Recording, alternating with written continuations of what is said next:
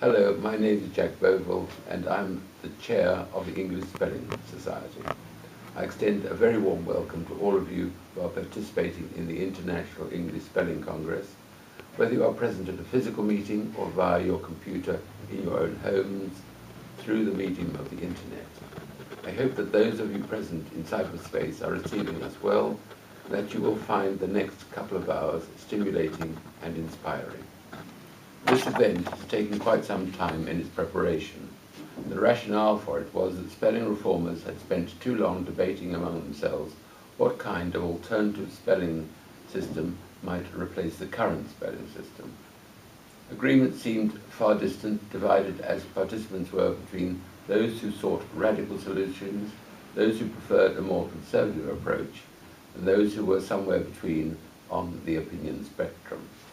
Those differences have not disappeared, but it is our hope that by opening up the debate to the whole English-speaking world, to ordinary people who were not necessarily committed to spelling reform, but were prepared to approach the issue with an open mind, it may be possible to find an alternative that improves access to literacy, while at the same time avoiding the kind of changes that are off-putting to the wider public. This ideal compromise is the main goal of the Congress. Whether we achieve it remains to be seen. The other theme of the Congress is that, in the short term at any rate, we cannot expect reform to be imposed by governments. For reasons that will be explained later in the session, politicians are not likely to be reform-minded in the immediate future. Accordingly, the plan is that this Congress will eventually choose an alternative spelling system. That system would be promoted to a voluntary and transitional basis to run alongside current spelling. The hope is that it will eventually become the new norm throughout the English-speaking world. From the chosen alternatives can be promoted in something that this session, and more particularly the second session of the Congress, will wish to discuss. Well, we shall see what this produces. We've thrown a pebble into the pond, and we shall see what ripples it produces. The more the ripples resemble a giant wave, the more productive this Congress will have been. Before the session starts, just a couple of administrative matters. The guidance that will be discussed today is already published in draft on the Society's website. I also refer you to our plans in detail, another web page on our site that sets out how this session and subsequent events are designed to unfold. There will now follow some messages of welcome, followed by 4 talks on various aspects of English spelling and its improvement. There will then be an open session during which you can exchange comments and ask questions by means of the keyboard. Everyone will be able to see the comments as they come on. If you feel you have not got your comment through by the end of the session, then please use our blog after the session to do so. This session will be recorded and made available on the Society's website. So welcome once more to a productive couple of hours. But before we start with our talks, here are 2 messages of support. The first from our president, Professor Anatoly Lieberman. The second is from Alan Mole, chair of our sister organization, the American Literacy Council, whose financial contribution to this Congress we gratefully acknowledge.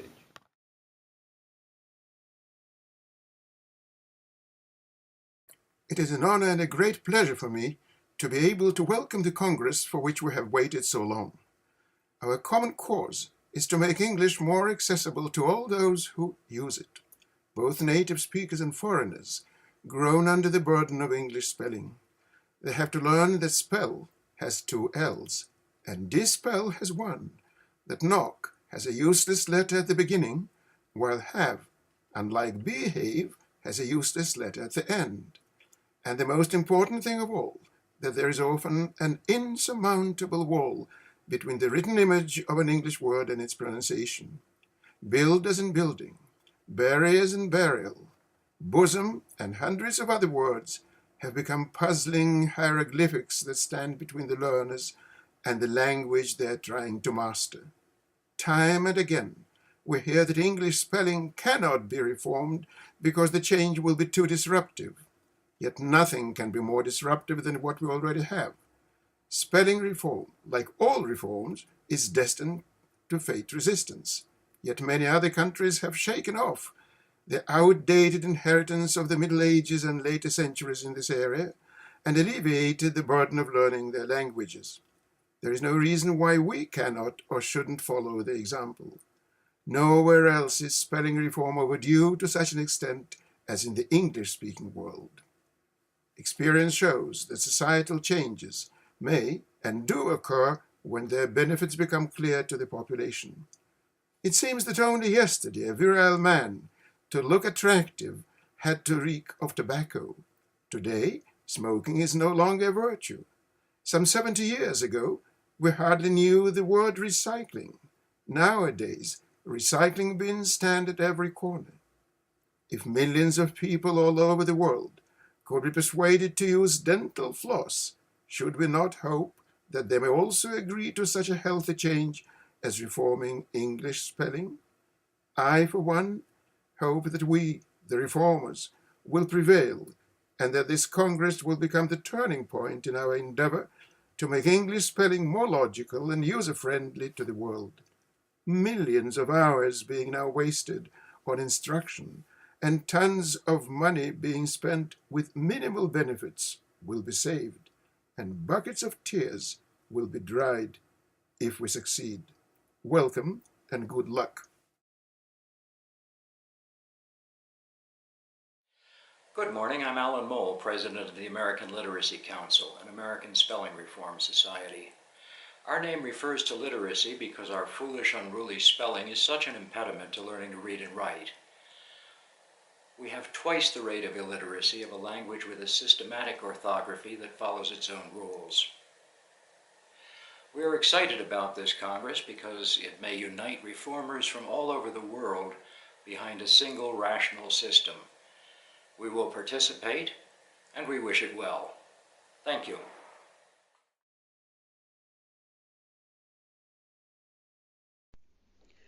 Our first talk is on why is English spelling so irregular? It is given by Masha Bell, who is a long-standing advocate of spelling reform and has written many books on the subject. Her main interest over the past 2 decades has been to establish which irregularities of English spelling are most responsible for making learning to read and write much more difficult and time-consuming than other alphabetically written languages. She first realized that English spelling is much less transparent than other orthographies when she began to learn it at the age of 14 after Lithuanian and Russian. Her subsequent studies of German, French, Italian and Spanish confirmed her initial view.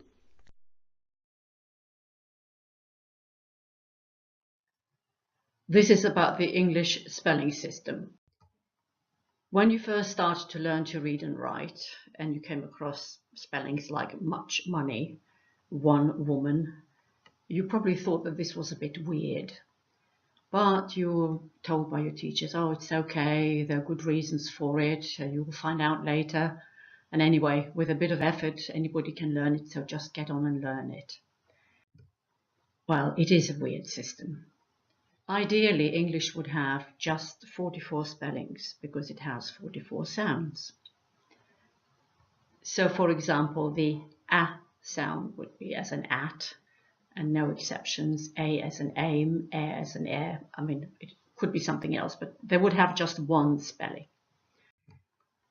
In fact, English has 205 spellings for its 44 sounds, because most of them have a main pattern and exceptions.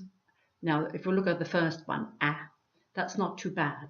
It's spelled mostly as an at, cat, sat.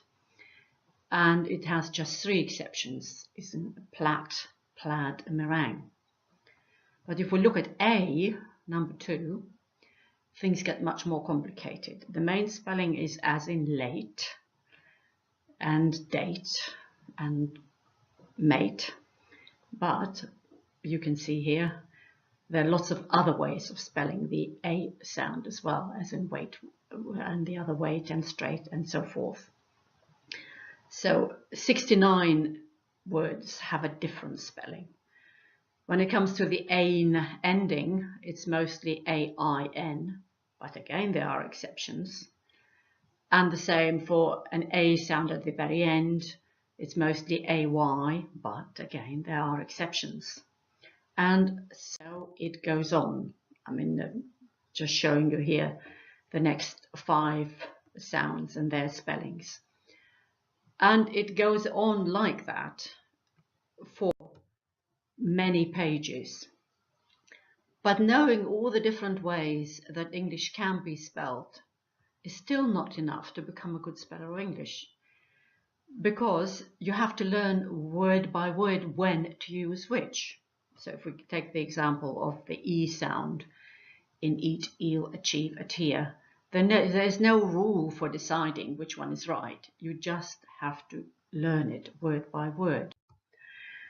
And altogether, at least 4,219 words have irregular spellings. I looked at the 7,000 most common ones, and that's what I found.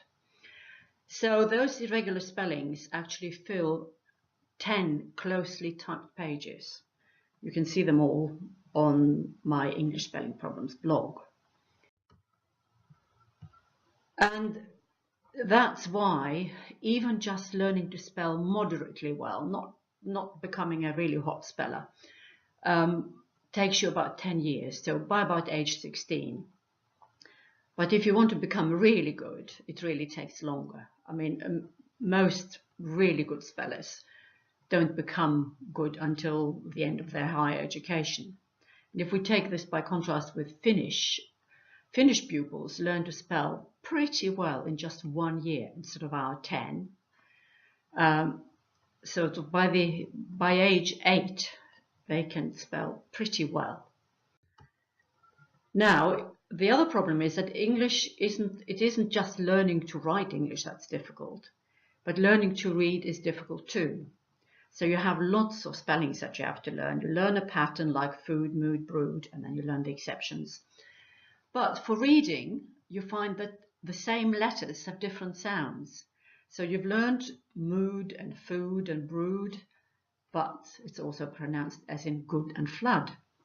Or bone, stone, it's also pronounced as in, the O-N-E is pronounced as in done, gone, move. And that means that learning to read is difficult as well.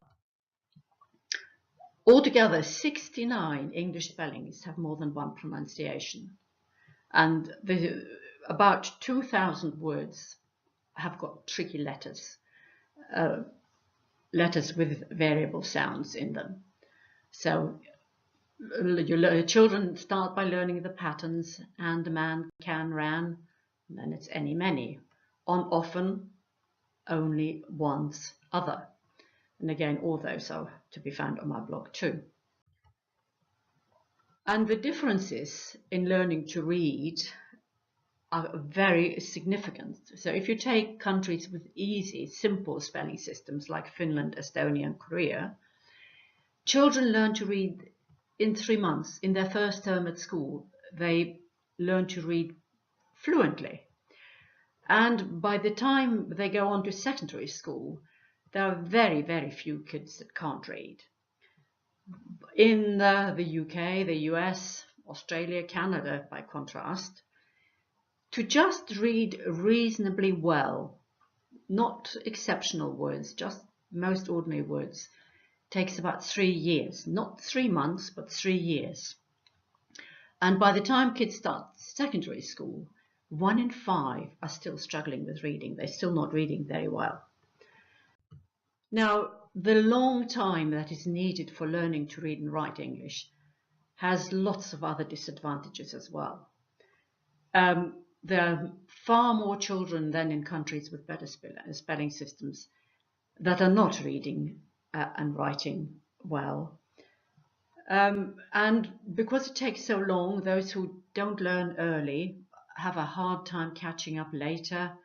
There's more pressure on parents to help with homework, to help with reading. So the quality of your parents, what your parents are like, has quite an important impact on how well you do at school. I will tell you more about these things another time. But for now, if you just want to take a closer look at what English spelling is really like, have a look at my English Spelling Problems blog. It explains the system and all the different costs that come from having such an exceptionally bad spelling system. Bye-bye.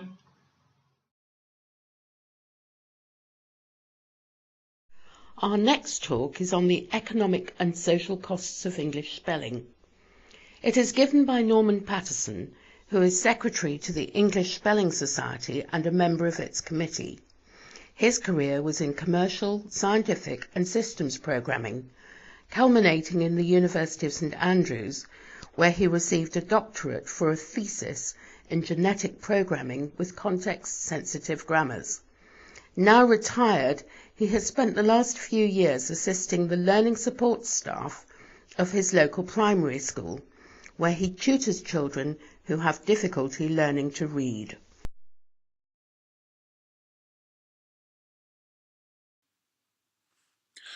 I would like to be able to say that the irregularity of English spelling costs X million pounds per year. Such a statement would be quite impossible to justify given our current state of knowledge. However, research has been and is being carried out in this area, and some quantitative results are available, which I will describe in this talk. It may be helpful to understand why this data is hard to come by. The difficulty stems from the fact that this is a question in social sciences, not chemistry or physics. We would like to compare English spelling with other languages, but we cannot isolate spelling and carry out controlled experiments. Spelling is just one of many factors that are bundled together with different syllable structures, different grammars, different schooling ages, different cultural backgrounds, different teaching methods, and so on. But we cannot stand still and wait for conclusive proof before taking action. Decisions have to be made on all sorts of political, social, and educational questions before we have all the facts.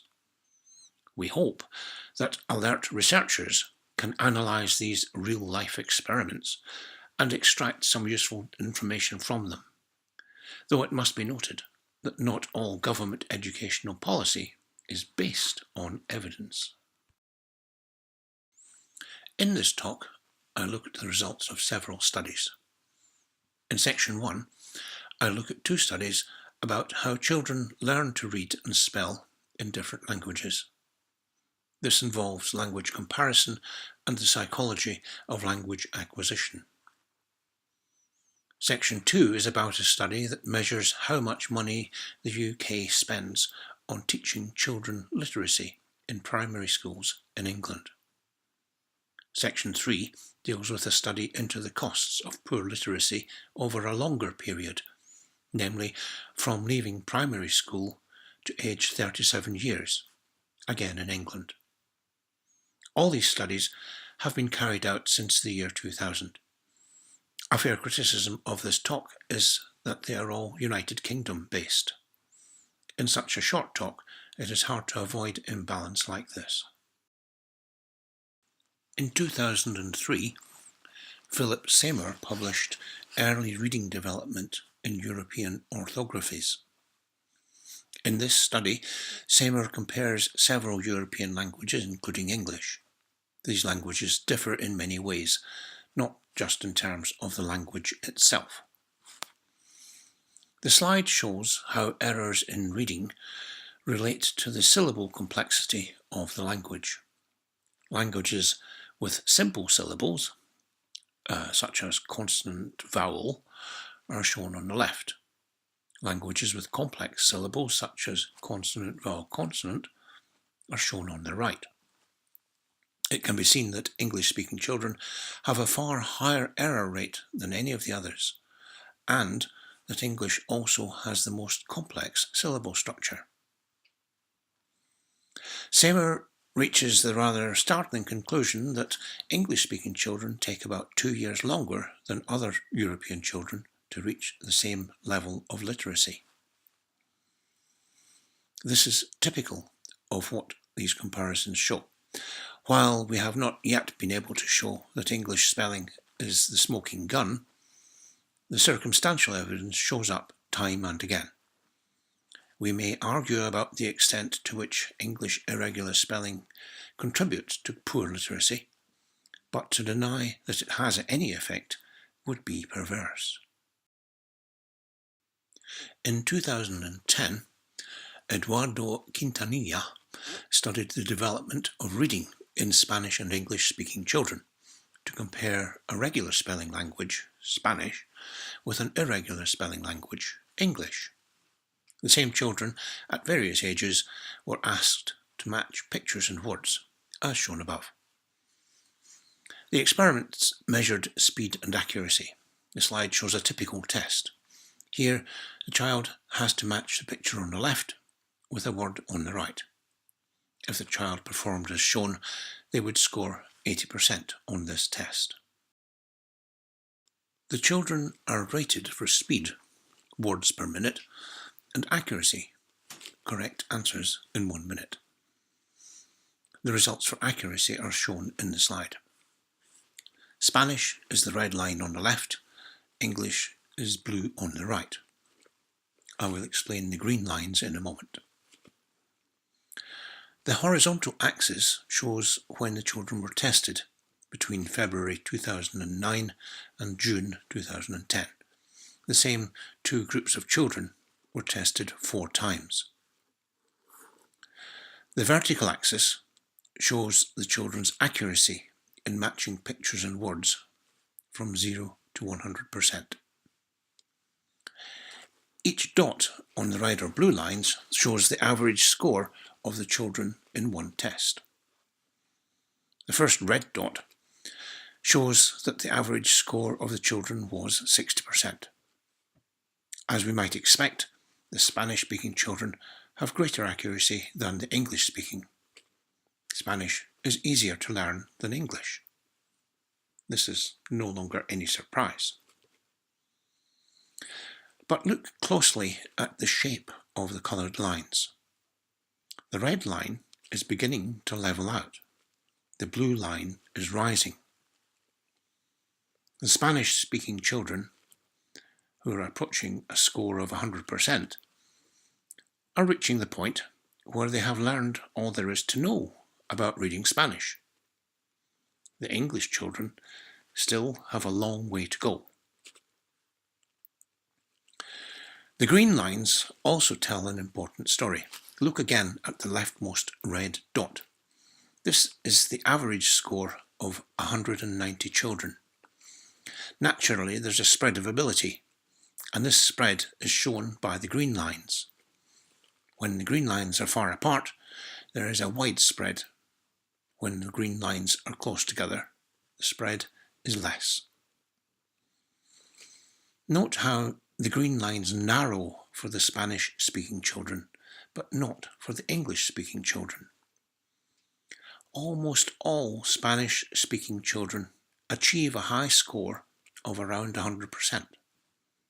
The English-speaking children remain widely spread.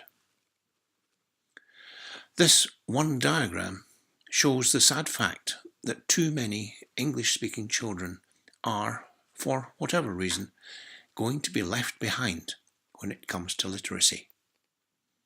It's an abstract diagram, but the message is very real. In 2007, the Society commissioned Zuzana Koterkova of Coventry University to carry out research to determine the monetary cost of teaching literacy in primary schools in England. Koterkova designed and implemented a survey to obtain the necessary information, asking teachers how much time they spent teaching literacy, along with several other questions. The findings are recorded in the economic cost of current English spelling.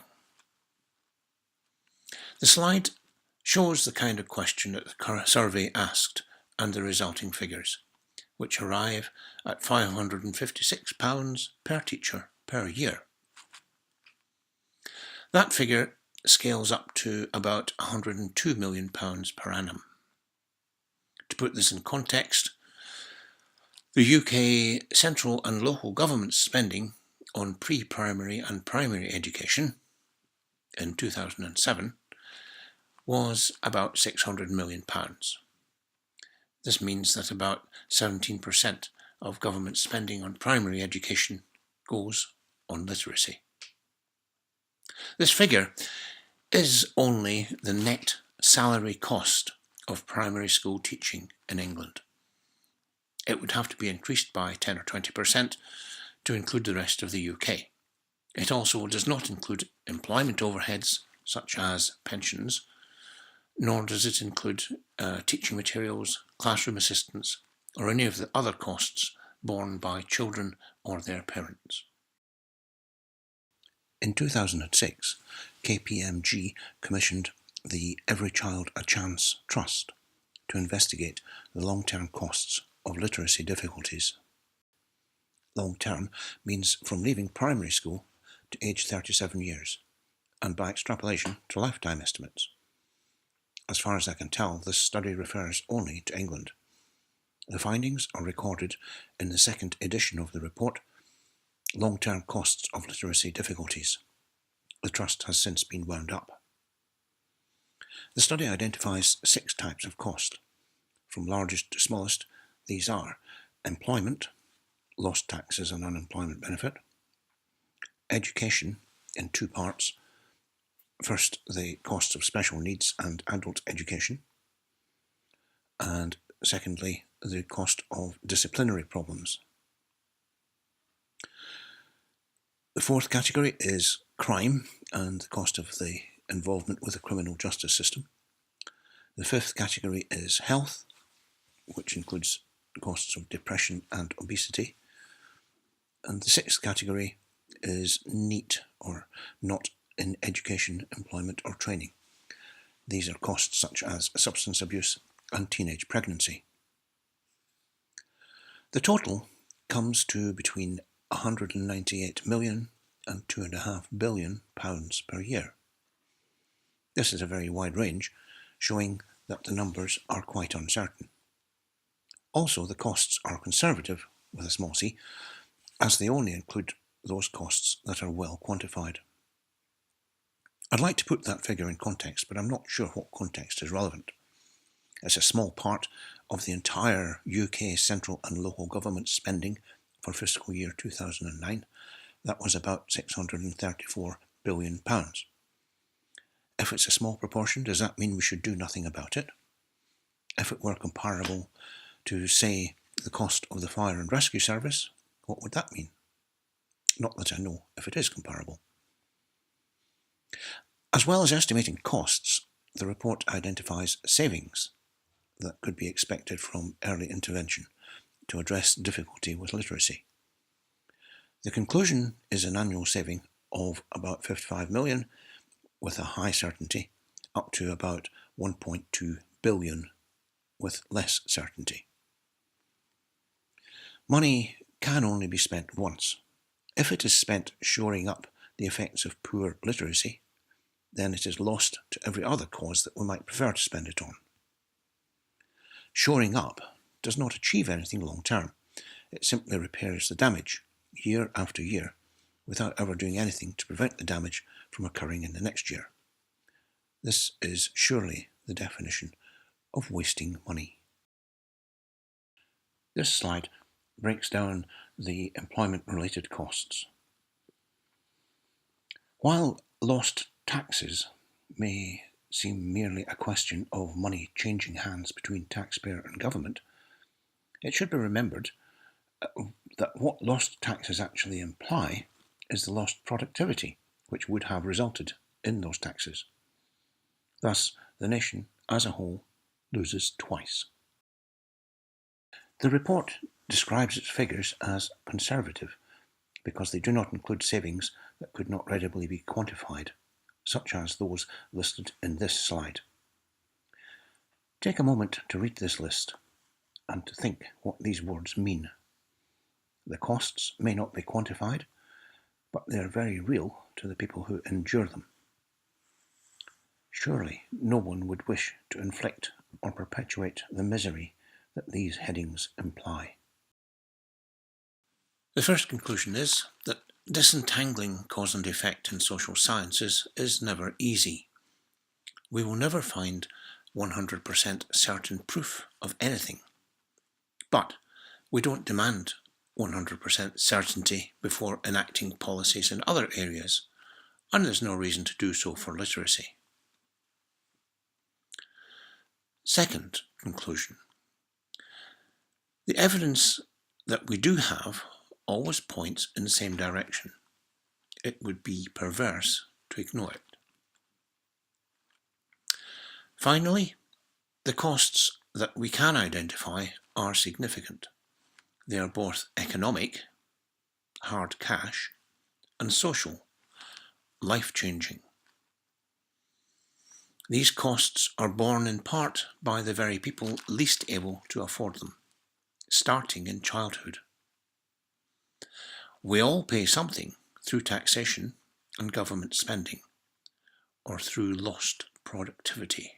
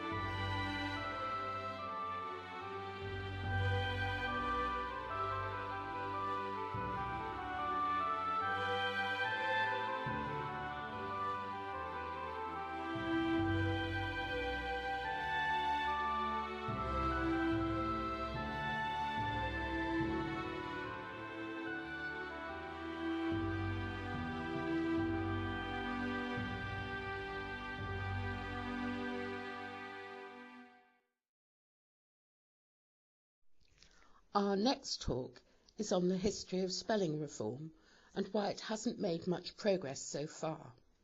It is delivered by Nigel Hilton, who is a member of the Society's committee and also a trustee of the Society. It is read by a member of the Secretariat. To be brutally honest, English spelling in the United Kingdom and Commonwealth hasn't changed much since Dr. Johnson published his dictionary in 1755, and American spellings are still essentially the same as they appeared in Noah Webster's dictionary in 1828. Numerous attempts have been made to make English spelling more predictable and regular since then, but none has had much success. This talk will try to explain the reasons for this impasse and consider what are the prospects for reform in the future. Let's go back to the earliest days of spelling reform. For a variety of reasons, English spelling was already pretty irregular by the 16th century. But it was more fluid than today and not yet standardized. Variant spellings were more common. There was also a slightly more tolerant attitude towards spelling reform.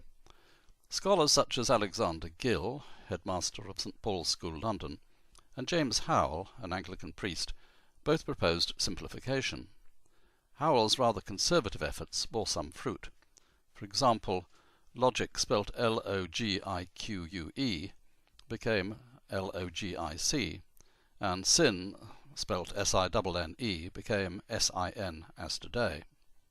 Shakespeare satirized linguistic and spelling pedants. In Love's Labour's Lost, he makes fun of Holofernes, who wanted people to pronounce the silent B in det and dumb. Reform went backwards in the 18th century, however. This was due in part to the increasing influence on scholars of Greek and Latin literature. They tried to link English words to their Greek or Latin counterparts. This resulted in many silent and redundant letters being introduced into words whose spelling was previously more phonetic. Thus det, D-E-T, became det, D-E-B-T, and doubt, D-O-U-T, became doubt, D-O-U-B-T. Some of these changes resulted from mistaken etymology. For example, an S was introduced into the spelling of island, in the belief that the origin of the word was from insula, the Latin. In fact, the word came from the Old English Igland, I-G-L-A-N-D. Dr. Johnson, great lexicographer that he was, added to the complexity and irregularity of English spelling. He attached little value to making words spelt as they were pronounced. His main concern was to establish what was the most common spelling at the time. And he added to the complexity by introducing different spellings for words that sounded the same but had different meanings, i.e. homophones. The principal reformer in the 19th century was the American lexicographer Noah Webster. His American Dictionary of the English Language, published in 1828, set out spellings that Webster believed to be the most common in the USA. These contained some divergences from modern UK usage, although in many cases the two versions were both in use on either side of the Atlantic. Thus, OUR became OR in words such as labour. Words ending in RE were written ER, as in centre. Words ending in NCE were written NSE, as in defence, and the ending ISE was written IZE. However, Webster abandoned many of his additional proposed changes in the face of conservative opposition. He had 26 proposals that were never implemented, including spelling cloak as C-L-O-K-E and near as N-E-E-R. But the spelling reform movement did gather momentum in the course of the 19th century. Isaac Pitman, the inventor of phonetic shorthand, pleaded for phonetic spelling. The International Convention for Amendment of English Orthography in 1876 was followed by the establishment of various spelling bodies on both sides of the Atlantic. The American Philological Association produced 24 spelling reform proposals. In the USA, the spelling reform movement reached its apogee under Theodore Roosevelt. He was very much influenced by Andrew Carnegie, industrialist and philanthropist, who had set up and financed the Simplified Spelling Board. The board was proposing the adoption of 300 respellings, some of them based on Webster's unimplemented proposals. Roosevelt tried to introduce these by executive order to the government printing office. They soon encountered opposition, and the House of Representatives voted to oppose the new spellings on 13th December 1906. Roosevelt had to admit defeat. There were various reasons for his failure. Roosevelt was too hasty. He had failed to consult the Simplified Spelling Board, and his proposals were probably too extensive for immediate acceptance. There had been no public consultation, and Congress was jealous of any abuse of executive power. But the reform movement was not dead. The Simplified Spelling Society, now known as the English Spelling Society, was set up in England in 1908 with support from leading figures. Today, with the American Literacy Council, it is the principal advocate of reform. Montfollick, a British MP, tried to introduce legislation in the UK in the early 50s, but the bills never received royal assent. Sir James Pitman's initial teaching alphabet was a phonemic teaching tool, but it failed due to lack of support in schools. Looking back on these failures, one can identify a number of reasons. All spelling reform tends to encounter opposition, and this has been demonstrated in other countries. Human nature is innately conservative, especially on matters affecting everyday life. But English spelling reform has particular obstacles. For a start, our spelling system is so irregular compared with other spelling systems. Not only can one not predict the spelling from the pronunciation, but you can't always predict the pronunciation from the spelling, the so-called double whammy, so the task of any reform is so much the greater. Any reform that made any substantial improvement in access to literacy would require a number of respellings, and these could amount to 15% as a minimum. Opponents are devoted to their hoary chestnuts, for example, loss of connection with etymological origins, problems with homophones, and accusations of dumbing down. There are robust answers to these chestnuts, but opponents trot them out without thinking the issue through. In particular, opponents make assumptions about the kind of reform that would be implemented, and assume that it would inevitably be highly radical or phonemic. Add to the previous reasons the political and geographical elements. There is no English equivalent of the Académie Française or the Real Academia to rule on matters of English grammar and spelling, and governments in the English-speaking world have never seen it as their function to get involved in spelling reform. There are no votes in it. Former colonies might well be suspicious of any spelling initiatives coming from the former colonial master, the United Kingdom. Conversely, many in the United Kingdom resent the introduction of American spellings as cultural imperialism, and might resist reforms which were essentially US-based. And it should be noted that opposition to Roosevelt's reforms was particularly virulent in England. The failure of reformers to agree on a single alternative spelling system has hampered the cause of reform, and there continues to be a large rift between radicals and conservatives on this issue. Finally, the debate among reformers has been characterized by dogged pursuit of authors' own schemes, and a refusal to see any merit in the arguments of the other side. Despite this history of failure, there are at the moment some hopeful signs. Increasing independent research shows the link between irregularity of spelling and delayed access to literacy, as in Selwyn's research. Despite much funding of new teaching methods, no method has been found that deals satisfactorily with the problem of irregularity in spelling. There is continuing concern on both sides of the Atlantic over functional illiteracy, and there is plenty of evidence of the link between functional illiteracy and crime, social deprivation, and unemployment. The younger generation is more likely to challenge the old hoary chestnuts on spelling, and texting shows the willingness of younger people to experiment with spelling. Modern technology addresses some of the objections to spelling reform. With new software, text could be switched between traditional to reformed spelling and back at the click of a button, so there is no need to reprint everything, at least not immediately. And finally, perhaps at last, reformers are getting their act together, trying to agree among themselves and bringing in the wider public into the discussions. We shall see. The next talk is entitled IESC, The Plans in Detail. As the title suggests, it sets out the detail of the arrangements for the Congress project, how it was conceived, and how it is planned to unfold over the next couple of years. It is given by Stephen Linstead. Stephen is a retired civil servant. He lives in Solihull in the West Midlands of England. He is a former chair of the English Spelling Society and is currently its treasurer. Well, we have heard about why English spelling is so irregular compared with the spelling systems of other languages. We have heard how much this irregularity costs English-speaking countries socially and economically.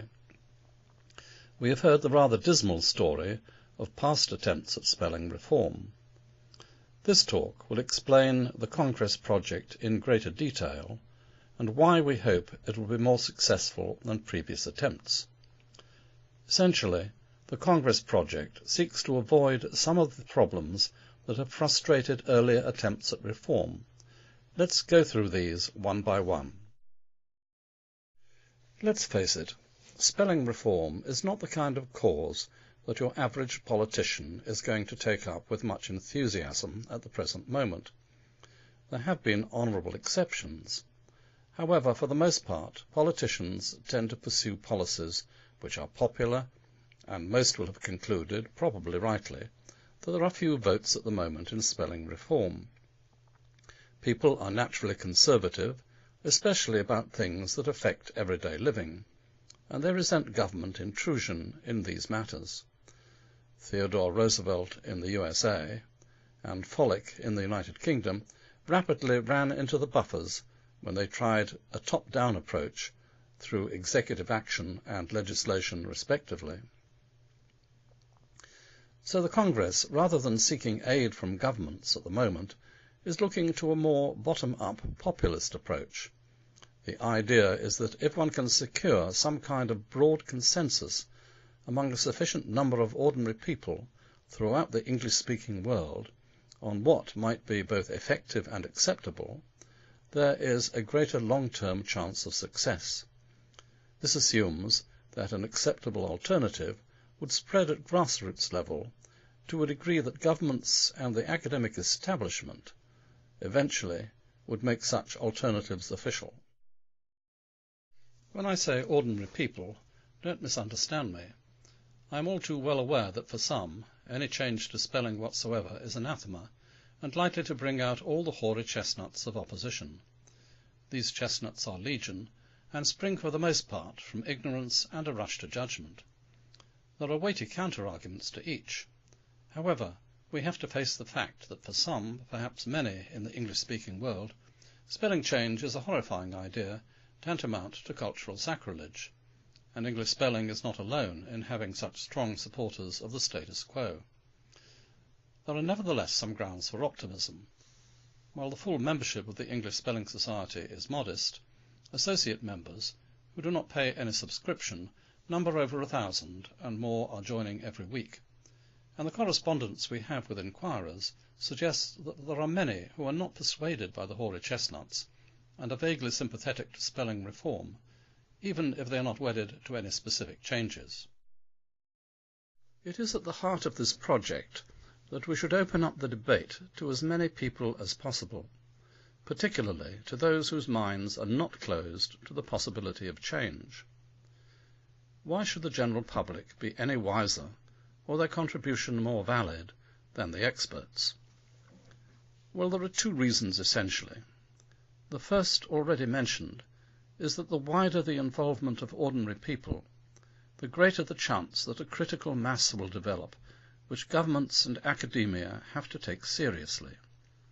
The case will grow for the alternative spelling arrangements to be tolerated running alongside conventional spelling in educational establishments and in official correspondence.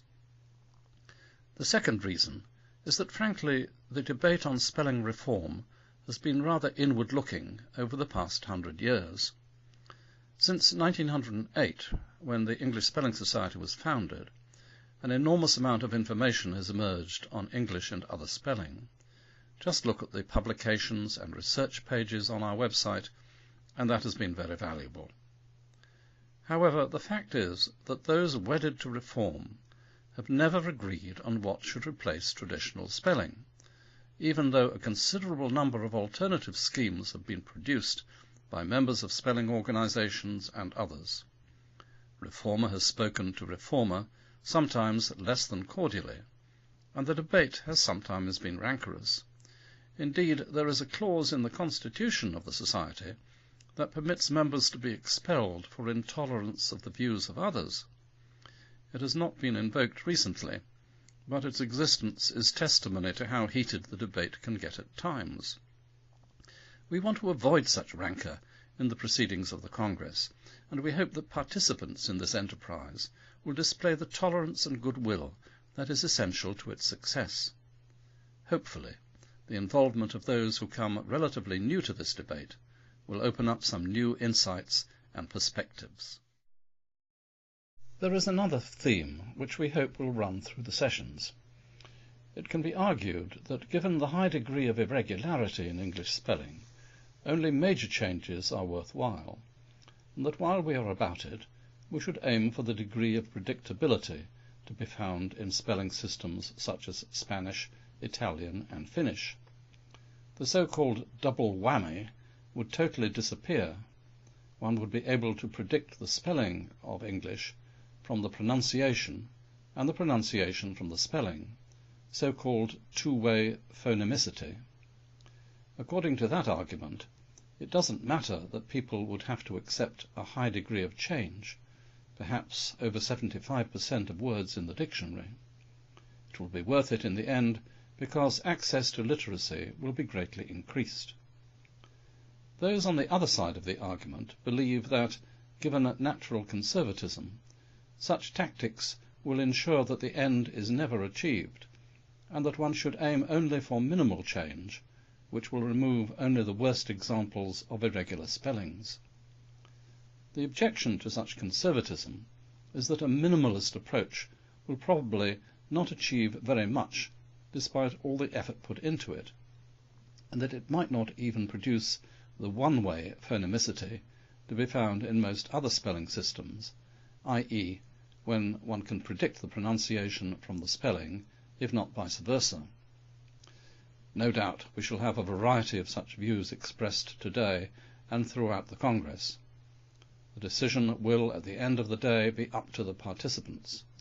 Radical and conservative schemes may both be submitted.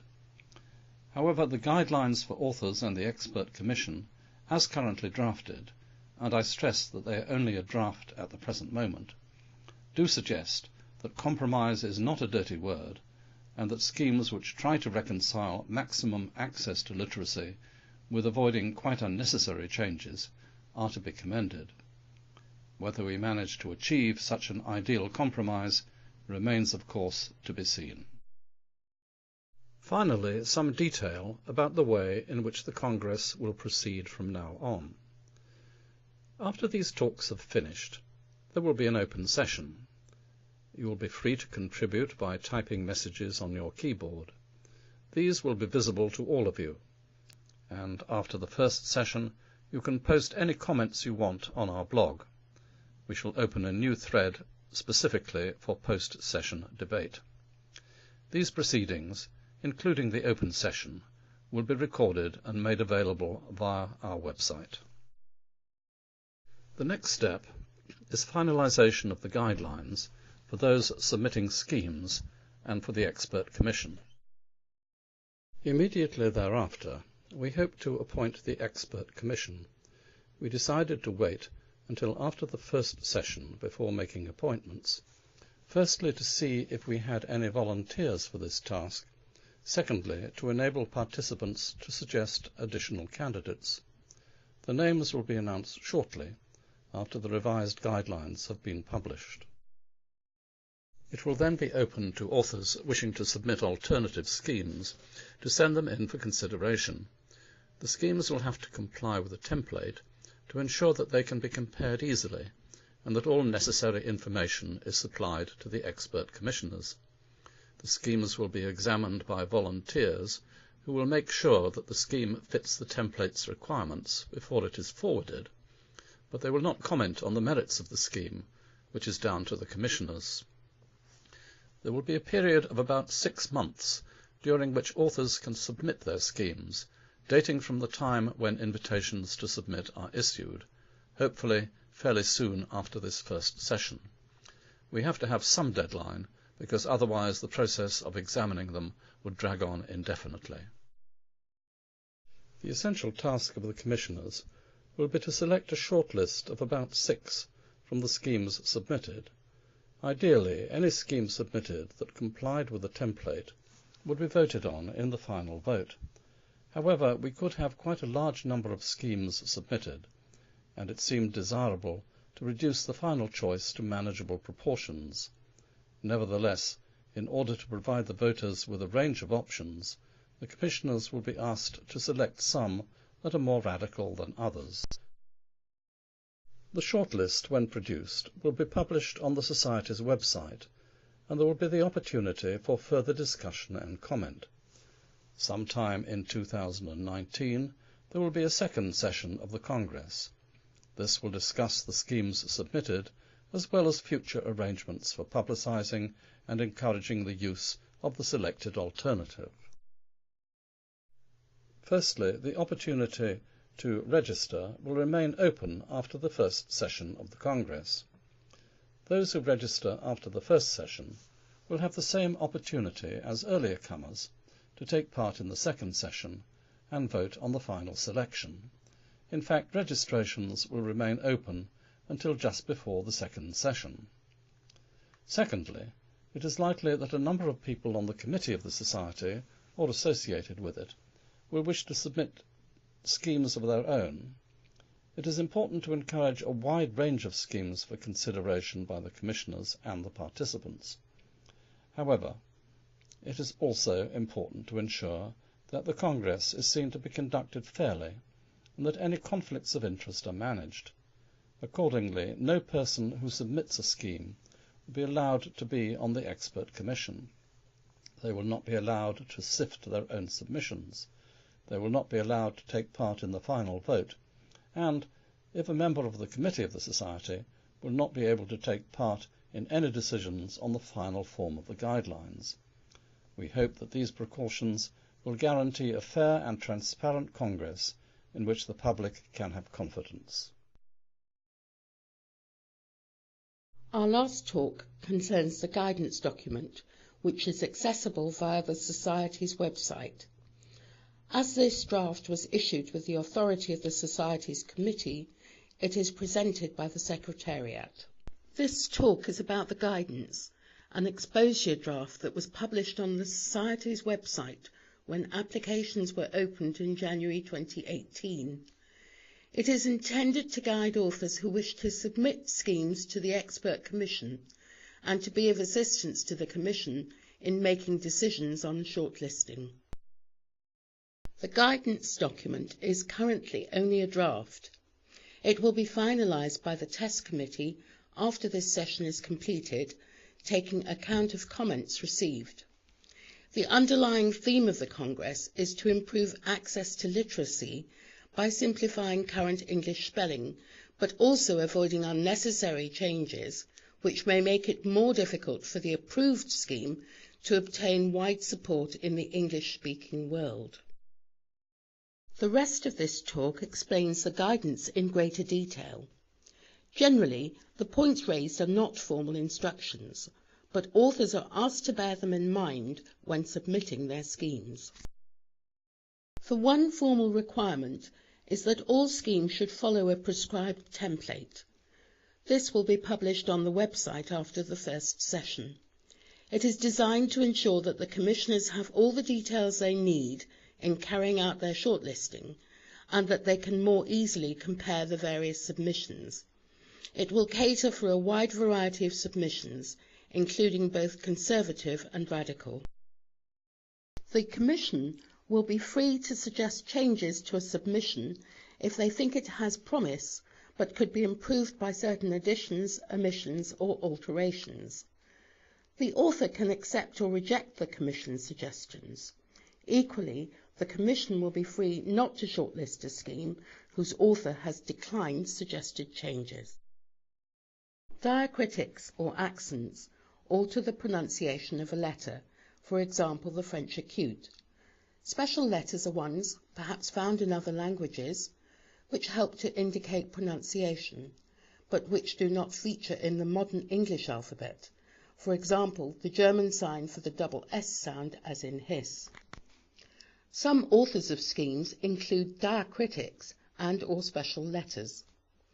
Such use will not disqualify a scheme, but authors are asked to consider whether these are really necessary to achieve their objectives, and whether they could actually be replaced by ordinary letters of the current alphabet. This caution stems from concerns about the costs of introducing diacritics and special letters, and the fear that such innovations may deter English speakers from using the alternative scheme.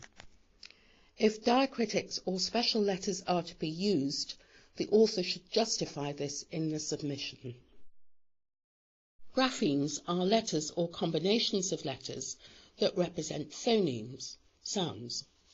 Authors are asked to consider using a grapheme which can currently be used to represent a particular phoneme before adopting a totally new one. This suggestion is made in the interests of avoiding unnecessary change. It does not mean that no new graphemes can be introduced, especially when there is no distinctive way of representing that particular sound in current spelling. In English, there are many ways of representing a particular sound. This adds to the complexity of our current spelling. Additionally, a number of letters or letter combinations can represent more than one sound, and there may be no reliable rules to indicate when a particular sound is represented. Authors may wish to consider reducing this complexity, but this does not mean that a scheme will be disqualified if it allows a phoneme to be represented by more than one grapheme. In such circumstances, reliable rules to indicate when a particular pronunciation is appropriate are to be commended. Schemes that require significantly more characters to represent a text than current spelling are likely to impede general acceptance. Conversely, schemes that require fewer characters than in current spelling will have cost benefits. They are to be commended, providing this does not become shorthand or represent unnecessary change. It is quite common for authors of alternative spelling schemes to retain a number of words in their original and irregular spellings. This is to reduce changes to familiar words and so to increase the prospects of acceptance. Authors are free to retain these spellings, but they should consider whether the number of such words will frustrate their easy memorization by children and students of English as a second language. Schemes of a more conservative nature often rely on rules to indicate when a letter or letter combination can represent one particular sound rather than another. Current spelling already contains many such rules. The problem is that it frequently doesn't follow them. Authors should consider whether any rules they decide to introduce are reasonably reliable and that there are not too many of them. Authors proposing that their scheme be implemented in stages rather than all at once are asked to explain when and by whom such incremental change would be initiated. As governments are unlikely to take on this role, there would presumably have to be some other body in charge. Authors should set out their ideas about this.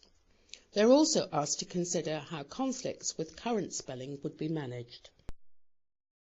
At present, current spelling, whether it be of the US or Commonwealth variety, can be interpreted by the main dialects of spoken English in accordance with their own separate traditions.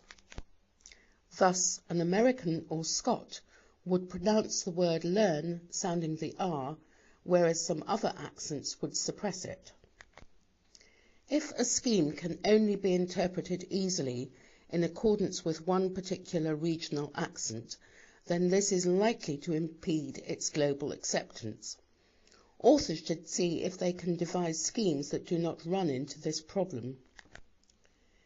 Using different spellings for different accents is to be discouraged, but this does not rule out different spellings where pronunciation is so divergent that it can't be represented by a common grapheme. It would frustrate the purposes of the Congress if the scheme, as finally approved, could not be used freely by anyone. For example, the author might demand royalties or impose other restrictions for its use. Accordingly, authors will be asked to give a legally binding undertaking that their scheme, if finally approved, will be royalty-free and free of any other restrictions likely to inhibit its use. The authorship of the successful scheme will of course be acknowledged in the Congress annals.